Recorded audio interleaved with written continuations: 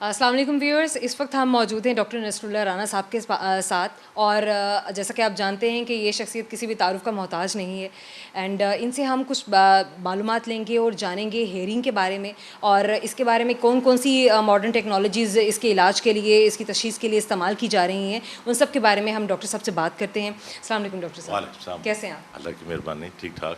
Doctor साहब, आज आप हमें बताइए कि ये जो हेयरिंग से रिलेटेड प्रॉब्लम्स हैं और ये सब कुछ, तो मॉडर्न टेक्नोलॉजीज़ और मॉडर्न दौरे जदीद के इसके तकाज़ों के मुताबिक इसके मतलब क्या क्या इसमें अमेंडमेंट्स आ चुकी हुई हैं, क्या क्या चेंजेस एंड माशाल्लाह इसमें मैं इसको आपको सिंपल सी बात, पाकिस्तान में इसका इब्तिदा मैंने की थी 1981 में। पहली कॉन्फ्रेंस जो थी नेशनल, जिसमें ज़ियाउल हक़ साहब प्रेसिडेंट पाकिस्तान स्पेशल आए थे, जिसमें हमने हेयरिंग के लिए लोगों को शऊर दिया। पहली दफ़ा डेफनेस के असेसमेंट एंड एवेल्यूएशन के डायग्नोज हो छोटी उम्र में बच्चों को, पहले वो 3-4 साल बच्चों के ज़ाया हो जाते थे। हमने उसके लिए एक पूरा प्रोग्राम दिया। पहली कॉन्फ्रेंस हुई, फिर चलते हुए हाउएवर फिर मैंने सार्क कॉन्फ्रेंस लाहौर में करवाई 2002 में, जिसमें 7 मुल्कों से इंडिया, बांग्लादेश, श्रीलंका, मालदीव से लोग आए। उन्होंने कहा कि हेयरिंग फॉर ऑल जो प्रोग्राम है इसको शुरू किया जाए, तो अब मैं उसका इंचार्ज हूँ।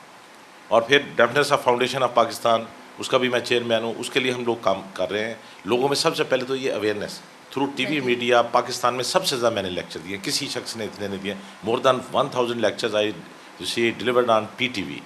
जब एक टीवी होता था और लोग सुनते, अब तो हर बेशुमार चैनल है, उसमें वो डिफ्यूज़ हो जाता है। डॉक्टर साहब, वही मैं कहती चलूँ कि लाइक पहले ज़माने में तो इतनी छोटी उम्र में तशख़ीस करना असल चीज़ बहुत ही मुश्किल था। कंसेप्ट ही कोई नहीं होता था। वो कहते थे जी इस बच्चे का चाचा भी 6 साल की उम्र में सुनना शुरू किया, इसका मामू भी, इसका वो, उसमें वक्त ज़ाया हो जाता है। अब मैं इस मीडिया के थ्रू एक बड़ी इंपॉर्टेंट देना चाहता हूँ कि मिनिमम 6 मंथ की एज में अगर बच्चा रिस्पॉन्स नहीं कर रहा, हाँ बिल्कुल 6, तो उसकी कानों की ECG करवाए। ECG से मुराद ऑडियोग्राम। वो ECG तो मैंने एक आम आदमी को समझाने के लिए कहा, क्योंकि ECG दिल की होती है जैसे, वो इलेक्ट्रोकार्डियोग्राम है, कान की ऑडियोग्राम होती है। कानों की भी एक टेस्ट होता है जिसमें वो सारा आ जाता है कि आया बच्चा सुनने के काबिल है कि नहीं है। जब कान के वो टेस्ट करवा के हम एवेल्यूएट कर लेते हैं कि बच्चा बह रहा है, तो हमें चाहिए कि इमीडिएटली उसको हेयरिंग एड लगा दें। आला समात अगर जल्दी उम्र में लग जाए तो बच्चा सुनना शुरू हो जाएगा। जो सुनेगा तो फिर वो बोलेगा भी, जो बच्चा नहीं सुनता वो नहीं बोलता। तो इसके लिए मैंने इंटरनेशनल लेवल पे वाशिंगटन DC में भी हमारी पिछले साल कॉन्फ्रेंस थी, इस्तांबुल में भी थी। 2 मुल्कों में मैंने पाकिस्तान को ऑफिशियली रिप्रेजेंट किया। जो आपने मॉडर्न चीज़ मेरे से पूछी है, अब हमारे पास कोई बेबसी वाली बात नहीं है। हम गूंगे बहरे बच्चे को ठीक कर सकते हैं। छोटी उम्र में हम यहाँ पर कान के पीछे एक छोटा सा आला, यानी जिसको डिस्क कह सकते हैं, कॉकलियर इम्प्लांट हम लगा देते हैं। उससे बच्चा सुनना शुरू कर देता है। अच्छा, और साथ से स्पीच थेरेपी करके हम उसको बोलने के काबिल करते हैं। हाँ बताएं। जैसे कि आप ये बता रहे हैं, अगर तो गूंगापन और बहरापन, एक तो मुकम्मल तौर पे गूंगा और बहरापन होता है कि वो इंसान पूरी तरह से इस सलाहियत से जो महरूम होता है, लेकिन कभी कभी हम ऐसे भी देखते हैं कि वो सलाहियत जो है वो कमज़ोर होती है। तो ये डिस्क जो है, ये आप किस तरह से इसको, ये देखना, ये एक जादुई आला है।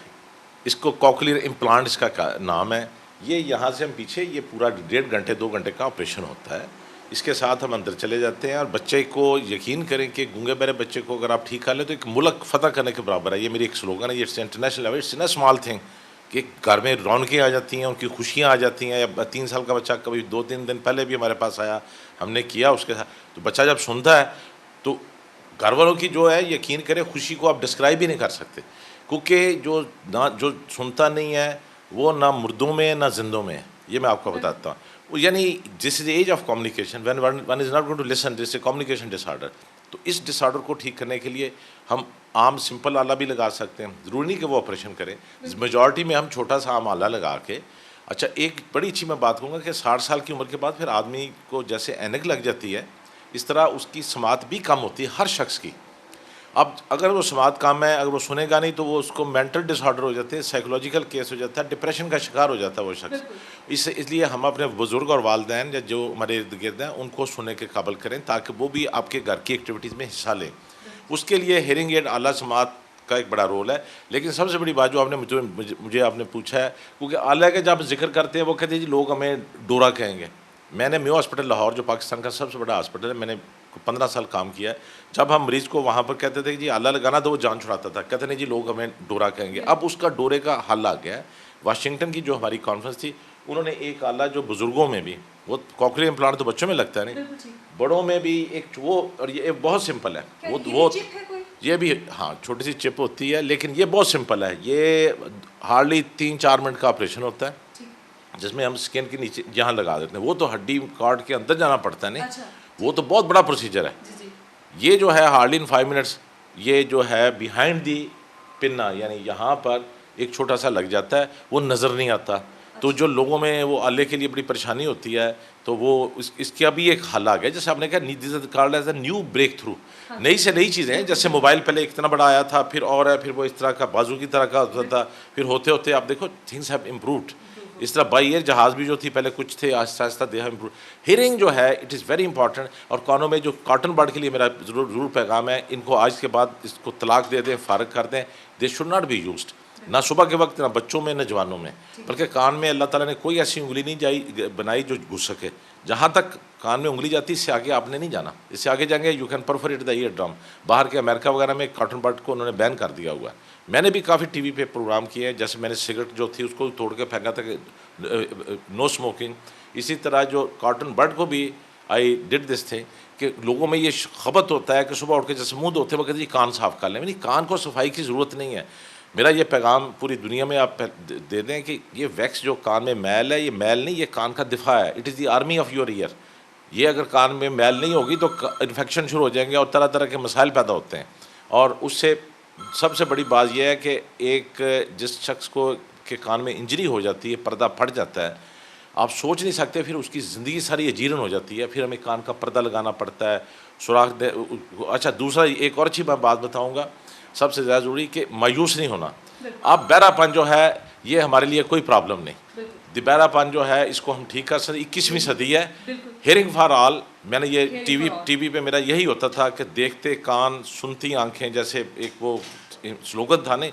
तो मेरा भी ये था कि हमने हर शख्स को सुनने के काबिल करना है। जो शख्स सुनेगा वो इस माशरे का एक यूज़फुल पर्सन है। अदरवाइज़ वो जैसे सिक यूनिट होता नहीं, यानी इसी तरह बीमार सनती यूनिट की तरह एक इंसान जो सुन नहीं सकता वो माशरे में क्या रोल प्ले करेगा। एग्जैक्टली। व्यूअर्स, हमें जो इन्फॉर्मेशन आज डॉक्टर साहब से मिली है और इसके बाद में बिल्कुल मेरी जो इन्फॉर्मेशन है वो और भी अपडेट हुई है। यकीनन आपको भी इससे ज़रूर इस्तेफ़ादा होगा और हमें मालूम हुआ होगा कि आज के ज़माने में इस तरह की टेक्नोलॉजीज़ जो हैं वो इंट्रोड्यूस कराई जा चुकी हुई हैं और गूंगापन और बहरापन अब मज़ीद उस तरह के लाइलाज नहीं है। आप भी आके रिजू कर सकते हैं डॉक्टर्स के पास, आप उनसे कॉन्टैक्ट कर सकते हैं और इस इलाज को हम इस मर्ज़ को हम मज़ीद जो है लाइलाज से इसको काबिल इलाज बना सकते हैं।